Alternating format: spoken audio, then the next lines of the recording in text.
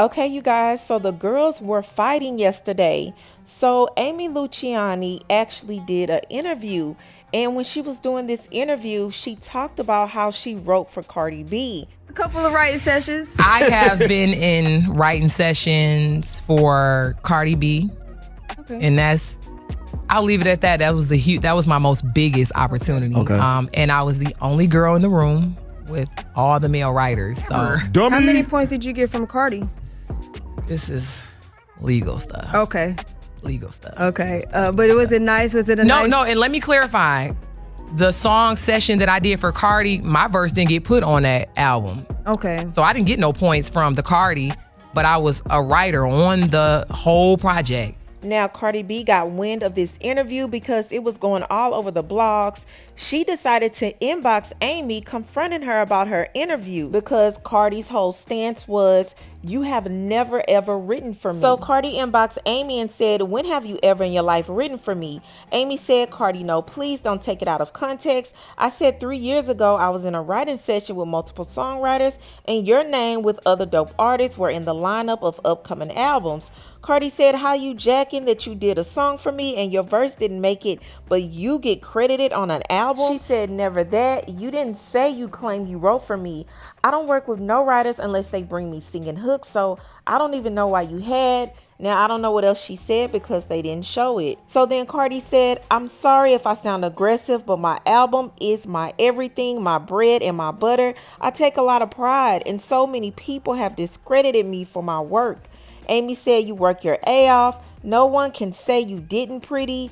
Cardi, "I never said you had writer's camp. Can you please hear me out? I know these bees are effing weirdos. I'm not her. I said I was with a pub and got calls years ago to write.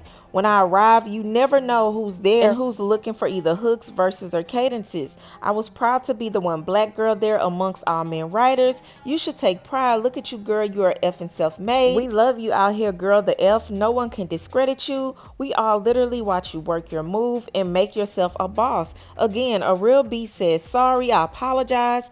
I'll take this as a learning lesson. Keep going, Cardi. This feels like what I'm going through on Love and Hip Hop right now. 2-hour interview conversations being misconstrued. I'm just sorry, girl. Keep going." So after this conversation, Cardi decided to send this information to Ken Barbie. Now, you know, Ken is Cardi's friend.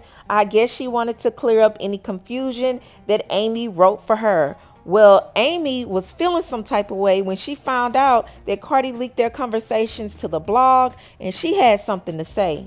So she said all this said, and she tagged Cardi. She said Cardi decided to send a private conversation to the blogs of a conversation she and I were having from a misunderstanding. This is the same person who said they do anything for clout. You'll expect the smaller artist, me, to have done that, but I didn't. I still don't get why us women treat each other so poorly. To know me is to know I love to see us win. I love to see us make it out the ghetto and experience new levels. I said I was proud to be in a writing session 4 years ago where Cardi's name and others mentioned were people whose team were looking for either music, hooks, verses, or cadences. Somehow Cardi took a pleasant convo and turned it negative as she posted only certain screenshots to make her look tough. Let me say this, if you know my body, you know it ain't a scary bone in my body. I come from pulling up and slapping any H looking froggy, then asking questions later. But now I have a lot to lose. I was trying to be grown and cordial in our DM to explain to her. She took a interview way out of context. If that makes me look peace, so be it. I know my power. My sister was right next to me mad as F that I wasn't going off on Cardi after she disrespected me. But what I've learned is the loud ones ain't the ones to worry about. I'm so used to the girls talking crazy. That's what some girls do. My thing is catch my body. Them words and arguing is child's play.